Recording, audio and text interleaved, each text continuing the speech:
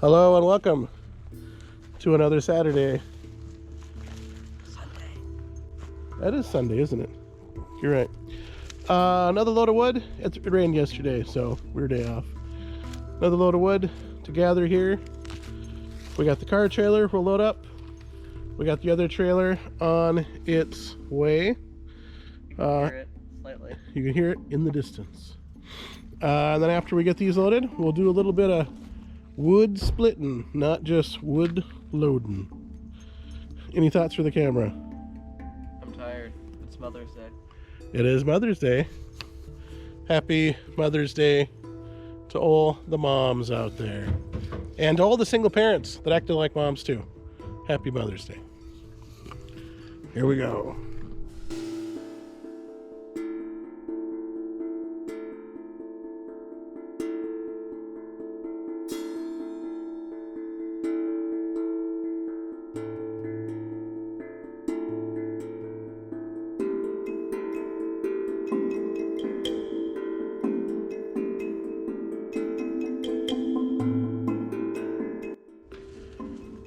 So we've got this trailer most of the way full. Gonna sneak back over here and grab what we can from this big stuff. Fill up the trailer the rest of the way, and we'll bring the next trailer over to go from there.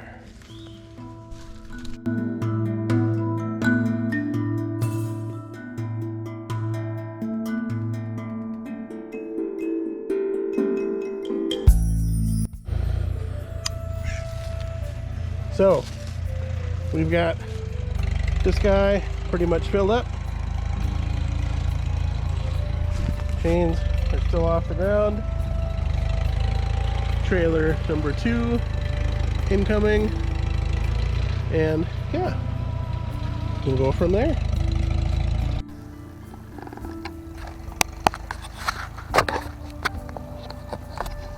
So as you can see, Grandpa over there, backing the tractor in to right here.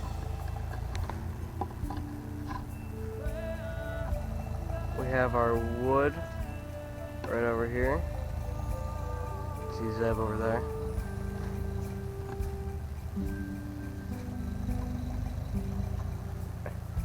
There's a tree there! There's a tree! You're like smack dab in the center of it.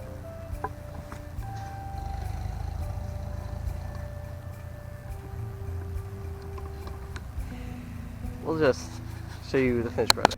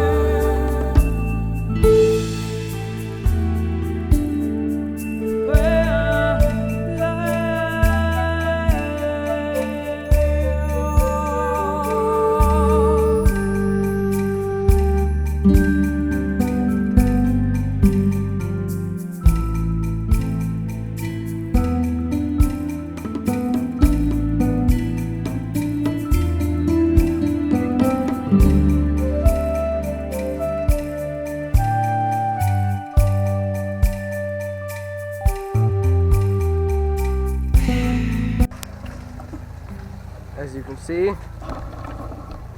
we now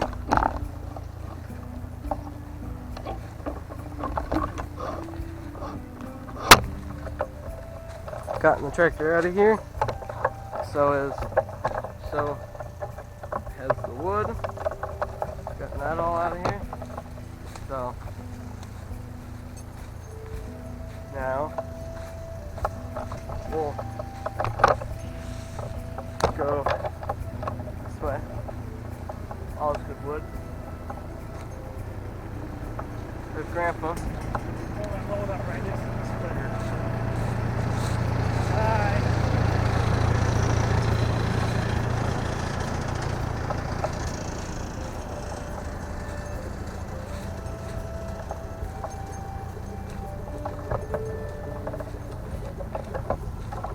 on the road again. So we are back at the homestead. Well, more of a hobby farm, I guess. Car trailer load. So this was one trailer load split from before. This is another trailer load split from before. Some people might ask, why is it split so small? And it dries quick when you split it up. We grab some kind of the weird pieces sometimes. We will cut those up, use it for kindling, or we'll use them on our own campfires that we do in the weekends. So yeah, we'll go ahead and split this up. We got a time lapse set up right there. This is an old log splitter, I-beam. I remember when I was a kid, we used to haul great big logs up. We would winch them up with that, and thankfully we don't do that anymore. We just cut it smaller. The blade has broke a few times, re-welded it. Once or twice a year we'll do that again. This cylinder, we got it rebuilt. And the old Kohler that was on here forever gave up the ghost. So $100 Predator from Harbor Freight has worked great. I think this is the 3rd year. I played with the carburetor a little bit. Other than that, it's been great. What's amazing to me is when the hydraulic pump and hydraulic pump adapter costs more than your engine. That tells you something about that. But yeah, she's worked good. And we move it around with the front of the old H here, so we can kind of maneuver it really nice and easy. And getting after it. I think that was a CTS-V maybe. So as we split, we run this forward, run the trailer forward alongside, and we just make a couple nice piles, and it dries out, and then we stack it up, and we're ready for wintertime. We'll be back.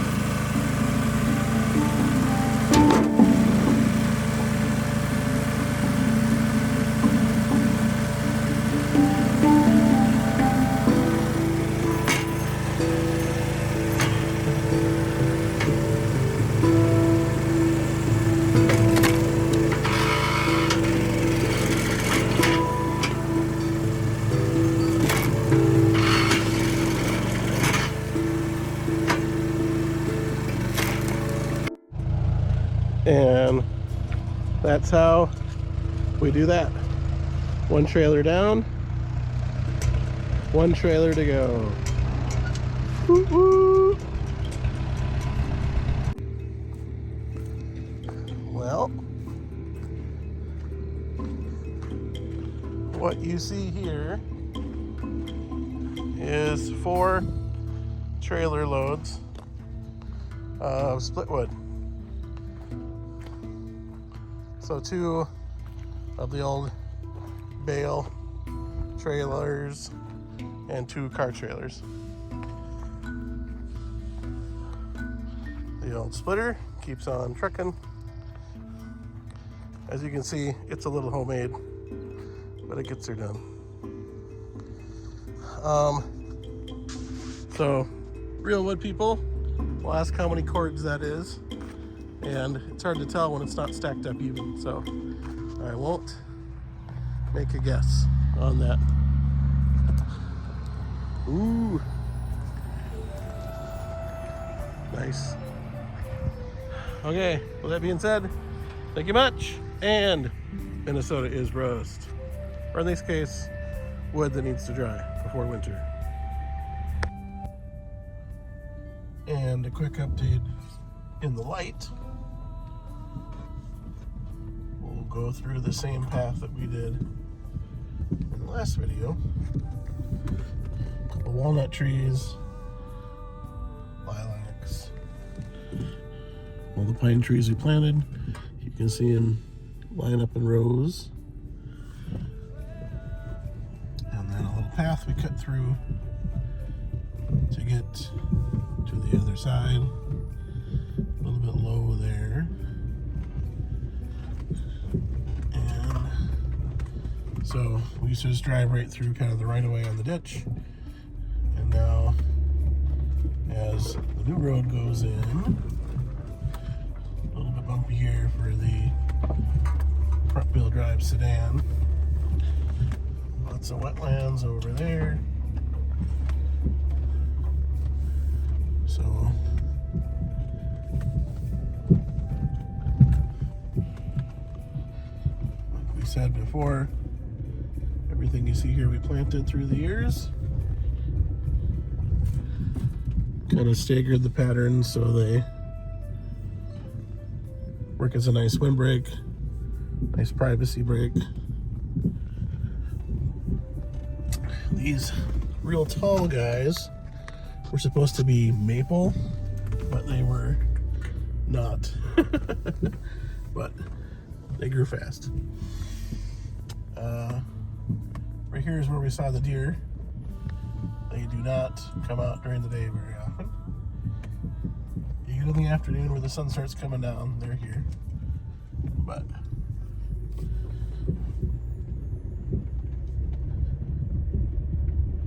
so nice and flat up here on the hill. And then we go down the hill, and then it's flat. Oh, we got some fresh gopher mounds. Ooh, angry. Usually don't wear a seatbelt when we're going off-road. So you can kind of see the all the different fruit trees. If you don't fence them in, they're gone in a day. Some are growing really nice, and others died, and we replanted. So we'll see what comes out of those fresh ones that we planted. So some look really nice. Don't remember what each of these are anymore. We'll know when they bear fruit. Yeah, you'll see different kinds of fences that we used. Some old, I don't know if that was even, cement fence that you put in. Whatever was on sale, whatever we had, that's what we did. You can see some are really bent because the deer would lay over. So we try to push them back over. Whatever fence posts we had, whatever was on sale is what we used.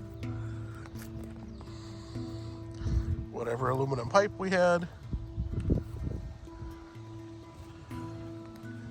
So we kind of put these in rows a little bit with the contour. We'll get to that head up there in a second. And then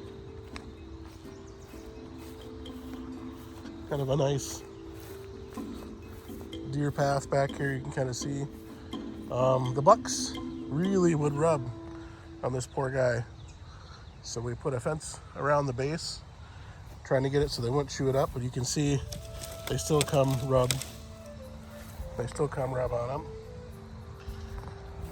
So that's okay. Cool thing about a lot of pine is their roots give off some kind of chemical, from what I've read. Plus, the canopy is pretty dense, and it will keep grass and junk from coming up and other shrubs in the middle. So you can see how it's just nice, just a nice layer of dead needles. But yeah, so this is family property that goes way back. You can see the old fence posts, some barbed wire down there still. We're slowly taking out rolls of barbed wire as we go. And yeah. So yeah, there's a big bundle there still. We'll come and pick up. Gonna drag it out with a tractor and chain because they don't come very easily. But so then this is kind of the edge of our property here. That pops out on the north side. We got a swamp and a river over there. Still standing water. Water's pretty high still here. And yeah, to give you a good example of what a big buck will do, they will come and rub antlers on a tree. So this is the new tree they're messing with. And you can see it's all dug out. And they're all snorty when they do that. And sometimes they go to the bathroom when they're here too. But yeah, so we'll have to put something around there just to keep them from messing with that. And so that's what they do. That's what they do. So yes, like I said, cosmetology programs have leftover mannequins at the end of the year, and they only last so long sitting in the extremes. But yeah, keeps deer away, at least from eating and leaning on the fences and all that. So yeah. So some look really nice. That guy looks really good. And some I don't think are coming back. That one looks kind of sad right there. Still hear the cars going by. Oh, hauling something. And that one looks pretty sad too. So at least in this time of the year, if they're not budded out, they're probably not coming back. Some take a little bit longer.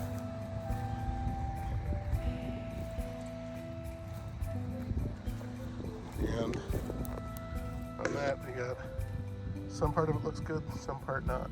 But we will see. We will see.